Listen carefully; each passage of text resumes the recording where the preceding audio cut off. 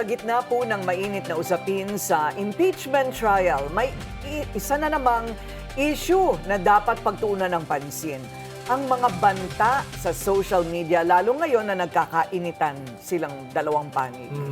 At kasabay niyan, may panawagan yung digital advocacy group na Digital Pinoys sa Cybercrime Investigation and Coordinating Center o CICC na imbestigahan ang umunoy mga banta na natatanggap ni House Impeachment Prosecutor at Bicol Saro Party List Representative Terry Ridon. Sabi ng Digital Pinoys, normal na may iba't ibang pananaw ang publiko sa impeachment proceedings.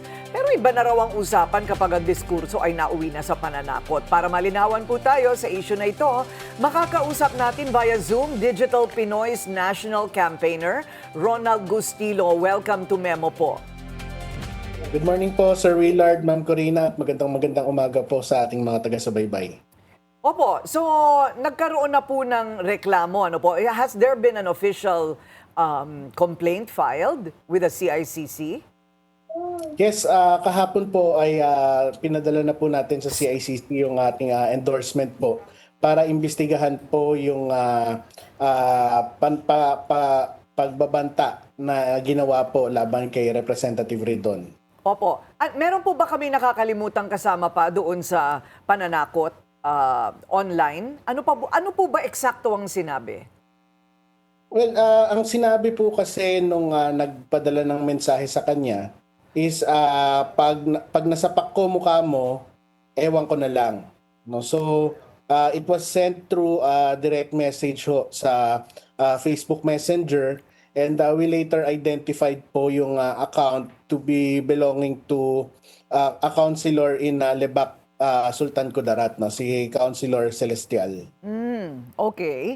So, pero bago po ang lahat, kung kayo po ay nakapaghain na ng reklamo, kumusta naman po ang response ng CICC? Well, mabilis po yung kanila pong response, no? Nabigyan po kagad nila tayo ng tracking number para po doon sa complaint, and at the same time po ay we reached out to USEC Paraiso para po maimbestigahan po agad itong pagbabanta na ito. So, nakausap nyo na rin po ba mismo si Ton Celestial, yung incumbent councilor po ng yung Lebac Sultan Kudarat, kaugnay ng ito yung mga banta laban kay Representative Ridon?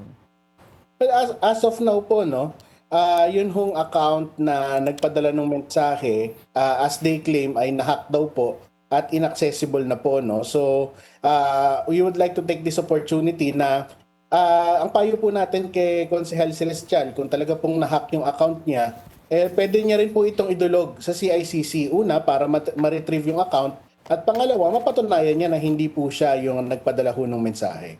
Ay, nag-deny. Oo. Nag-deny na kaya? Nag-deny. Or- So, is that an official denial na hindi siya ang nagsulat nun? Meron pong nag-post na tao, I assume it's their staff, which was later on shared by the account of his father, which is the mayor of Lebac, Sultan Kudarat, no? So, kaya lang yung account na yon ay nag-private profile naman na po, no? I think after they received a lot of flack din po doon sa kanila hong claim, kasi kumbaga parang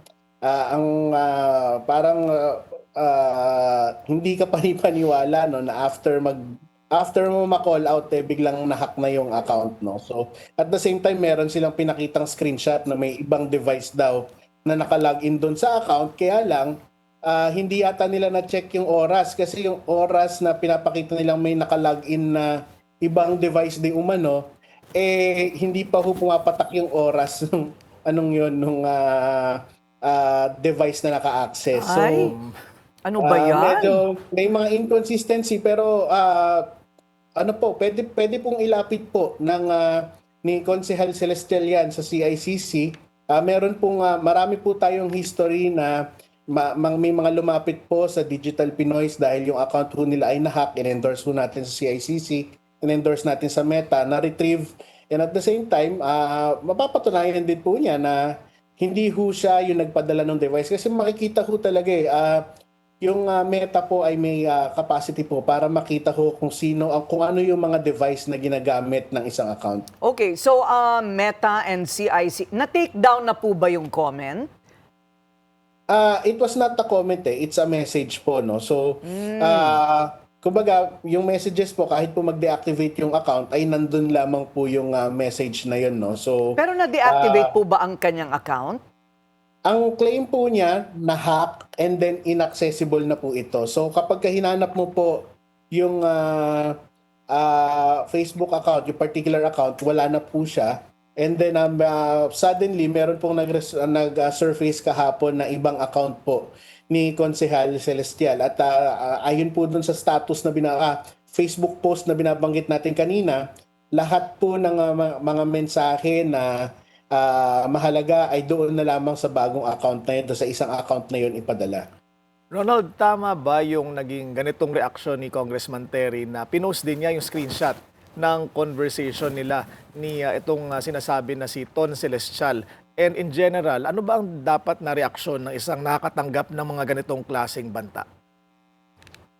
Well, una, tama po yun, no? Kapag nakatanggap ka po ng pagbabanta, you make people know that you are being threatened. Para, kumbaga, alam po natin kung sino ho yung mga nagbanta. In case na may mangyari, wag naman po sana may mangyari talaga kay Representative Ridon, alam ho natin kung sino ho yung mga nagbabanta. And at the same time, tama rin po yung ginawa niya na lumapit po siya sa CICC at sa DILG para ho mapatawan din ho ng disciplinary action at mapag-aralan yung pagsasampa na mga kaukulang kaso laban dun sa nagpadala ho ng mensahe, no? So, as of now, we take it at face value na kung nahack, di nahack, pero patunayan po niya na nahack po yun. Pero yung naging action ni Representative Ridon, I think it's fair game lamang po at tama po yung ginawa. And just like any other person na makakatanggap po ng ganyang mensahe, yan din po yung maipapayo ko. You expose people who send threats against you, and then you engage the government agencies para ho mag-imbestiga laban dito. Good luck to that. Kasi po, ano po ba talaga? Ano ba ang inyong makatotohan ng karanasan?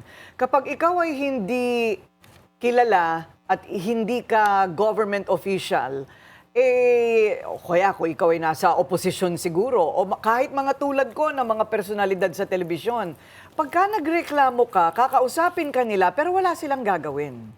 So ano po ba ang mas mataas ba talaga ang standard of conduct ng mga halal na opisyal pagdating sa kanilang online behavior? Should this not be imposed on everyone? And thereby, lahat itong mga government officials po nito na binabayaran ng aming perang taxes ay kumilos naman kapag mayroon pong napagbabantaan ng ganyan o nalilibelo halimbawa. Yes, tama po kayo, no? Dapat po kahit sino po ang magkaroon po ng problemang katulad nito ay dapat pong inaasikaso ho ng ating mga ahensya ng gobyerno, ng ating mga law enforcement agency. Pero to be fair with CICC, and I'm being particular with CICC po, no? Yun naman pong mga lumalapit po dito, yun din pong mga ine-endorso po namin na mga kaso sa kanila, is nagagalawan naman po, be it Representative Ridon's case or any ordinary person's case that we endorsed, ay nagawa naman po agad ng action, no? So very recently lamang po meron pong lumapit po sa amin na isa hong babae na nakatcall ho habang siya po ay nagtatrabaho. Ginawa pa po siyang content sa social media at nilapit po natin sa CICC ho para ho una mabilisang ma-take down yung account na yon. Pangalawa ay maimbestigahan ho at mapag-aralan yung pagsasampa ng kaso. And we are very happy po na take down nga po talaga yung account na yon. At ngayon po ay ongoing ang investigation para ho dun sa pagsasampa ho ng kaso, no, laban do sa may-ari ng account. And we had previous cases po na may mga ganyan po na mabilis naman po yung naging tugon. Pero we are, tama po kayo, we are hoping na dapat po nag-a-apply po ito sa lahat ho ng mga lumalapit sa kahit ano pa man pong ahensya ng gobyerno. Nako, kayo na lang po ang kakausapin ko. Ganun ba yun? Kasi po, lumapit na sa NBI, CICC, Meta, with matching paperwork, with matching screenshots, with matching formal complaint, with matching meeting. wala pa pong nangyayari. So, susubukan ko po na dumaan po sa inyo. Ano po? We will gladly help po, Miss Corina. No? So, yung mga ganyan naman po, lalo po yung mga reklamo po na ginagamit po yung social media. No? Halimbawa, ginagamit po kayo for deepfake, ginagamit po kayo for fake news. Inaano naman po natin yan, inaaral po nating maigi yan. Yung isang payo po natin sa ating pong mga kababayan na nakararanas po ng ganito, ang pinakauna ho nating dapat, siguro para matutunan din ng ating mga kababayan, kung kayo po ay naging subject ng malisyosong post, ng mga fake news, ng mga pagbabanta, screenshot nyo po kagad yun hong pagbabanta o yung content. At ito po yung pinakamahalaga, i-secure nyo po yung link ng profile at yung link ng content laban ho sa inyo. Nang sa ganun, yan po ang numero unong kinakailangan po ng Meta para ho mai-preserve yung data ho ng account na nag-post ho ng mga hindi magagandang bagay laban sa inyo. Ay, nagawa na rin po yan. Nagawa na rin, Sige po. nasubmit na rin po yan. So, Sige mag-meeting po, na lang i-follow up po po tayo. natin. Opo, mag-meeting na lang po tayo. Baka kasi takot Sige po. doon sa ano. Sa pinireklamo. Sa inirereklamo. Pero Ronald, sa monitoring ng Digital Pinoys ba, may napanagot na ba talaga na nirereklamo? Well, yung amin hong mga ine-endorse ho, no? Meron hong mga nag-lead ho sa raid, no? Pero ibang kaso naman ito, yung mga illegal online gambling, yan po yung mga meron hong mga naging action na, no? Pero to set yung expectation, medyo matagal din ho talaga. It's not as immediate as we want it to be. Pero meron ho siyang considerable time kasi yun hong pag-secure, halimbawa ho, pagka yung data ho kasi, yung mismong information na po dun sa may-ari ng account, ang gustong kunin ng law enforcement agency sa mga social media platforms. Like, halimbawa, Meta, TikTok, kailangan pong magkaroon ng court order na nagsasabi sa kanila na i-turn over niyo itong mga information na to. No? So, doon po talaga nagkakaroon ng somehow ng bottleneck, no? Kasi they are as well trying to be compliant naman sa Data Privacy Act, di ba? So pero once na ma-secure naman yung mga court orders na yan to release yung mga information, na po yan, gumugulong na po yan ng dire-diretso. Ayun, okay. So, yun pala, yung binigay sa atin na telephone, na hotline, 1326 ba Yes, yun? 1326 ng CICC. 1326. This was just a few days ago, sir. Yan daw po ang hotline ng CICC. CICC. CICC. Opo, meron na pong nag-text sa akin, walang sumasagot. Sabing ganun, walang sumasagot. Pwede bang makuha na lang daw yung telephone number nung kausap natin? Ay, hindi naman pwede yon, hindi ba? Pero mayroong hotline, pero hindi naman po gumagana. Baka po pwede niyong i-check po yan, Ginoong Gustilo. Dapat po yan, ireklamo din ninyo sa kanila. Kasi mahirap yung magbibigay ka, mag-a-announce ka ng hotline, tapos walang sumasagot. Oo. Tama po kayo. Sige po, ipaparating po natin agad dito sa mga kaibigan natin sa CICC na to ensure na yung manpower po nila, yung capability nila, nakahanda po 24/7. Kasi yan naman po yung naging pangako nila na 24/7 ay gagana yung kanilang hotline. And at the same time po, meron hong sasagot na tao at hindi AI bot yung sasagot. No? So we are hoping na ma-address po kagad itong concern na to at makakasiguro po kayo, makakarating po ito agad kay Yusek Paraiso. Opo. Sa palagay po ba ninyo, kulang pa ang batas para lalo pong tumibay o magkangipin ang mga kasalukuyang batas on crimes online or cybercrime? Well, tingin ko po, no, yung isang kakulangan po talaga ay doon na po sa bahagi ho ng capabilities ho ng ating mga law enforcement na mas mapalaki pa yung mapalakas pa ho yung kapasidad nila sa intelligence gathering. So bagamat meron ho mga bahagi na hindi ho kumbaga hindi ho sumasapat yung pondo nila, no.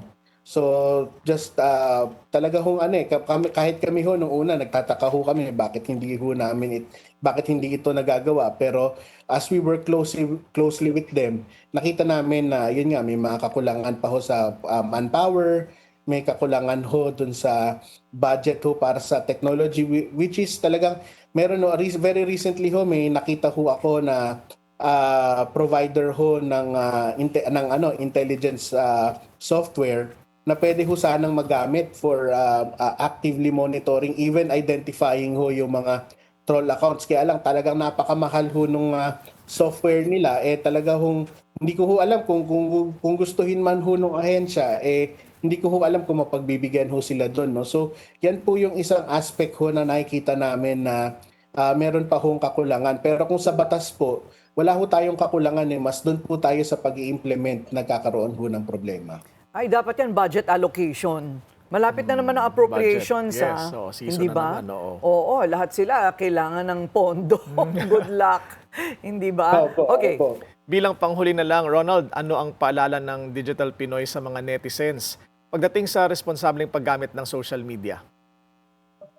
Well, sa ating po mga kababayan, no, nirerespeto po natin kung nasaan po tayo sa ano ho yung paninindigan natin pagdating ho sa mga isyong pampolitika, sa mga isyong pangbayan na nararanasan po natin ngayon, no. Pero wag naman po tayong umabot ho sa punto na nagpapakalat tayo ng fake news, nagbabanta ho tayo, nagpapakalat po tayo ng mga maling balita, no. So maging responsable po tayo. Pwede ho nating i-air yung ating hong mga opinion. Pwede ho tayong mag-air ng ating mga sama ng loob, pero wag ho tayo humantong doon ho sa mga post na maling-mali at pwede na ho tayong managot legally, no. So kalma lang. Pwede ho nating batikusin ang gobyerno o ang sino pa man, pero let's maintain it na makatao pa rin ho at compliant with the law. Lalo na yung mga nasa katungkulan, no? Huwag silang pikon. Oo. Pero, oo naman. Pero iba naman yung physical threat. Hindi ba? Iba yung physical threat of physical harm. Iba rin yung libel, hindi ba? Yung nakakasira ng reputasyon, etc., etc. Naku, ang dami naming kailangan tanungin sa inyo, sir. Meron pa tayong mga terrorism, hindi ba, na may access sa mga bata. So anyway, until the next time, sir, marami pong salamat. Digital Pinoy's National Campaigner Ronald Gustilo. Maraming salamat din po.